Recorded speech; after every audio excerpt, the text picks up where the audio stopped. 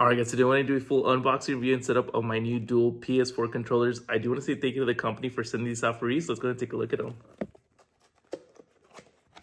Alright, so I still have my PS4. So like I said, you could always have, nothing wrong with having a couple extra controllers. Alright, and here they are. Take these off. Very cool. See this one, that's the black one. You also get a white one. So you can see it's got like a spider web design on there.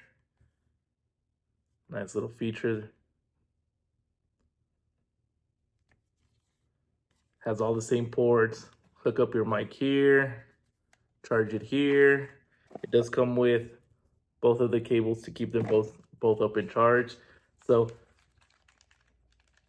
feels right. So let's go ahead and actually hook it up and test it out. Setting up these PS4 controllers is super easy. You can either just hit that home button. I did use the cable to hook it up instantly. Check out how cool these RGB lights are. They really stand out and add a cool look to your gaming setup. As you can see, I'm playing NBA 2K in the back just to see how well they perform. The motion control was super accurate, so every move you make is right on point. The vibration feedback really gave the game feel more real. You'll feel every shot and every hit. The battery life was solid too. You could be playing for hours and it'll still go strong thanks to that 1000 milliamp hour battery. You also have that 3.5 millimeter jack, so you could plug in your headset and not have to worry about bothering anyone else. Overall, these controllers are super easy and have great features to make gaming just a little bit more fun. The grip on the controllers did feel solid, not too bulky, but definitely comfortable for those longer sessions. It's got a nice weight on it, so it doesn't feel cheap or flimsy. Overall, these controllers give you everything you need with the right amount of style and performance. So if you guys are looking for some new PS4 controllers with some RGB lights, definitely look into these. I'm gonna leave that link down below. Highly recommend.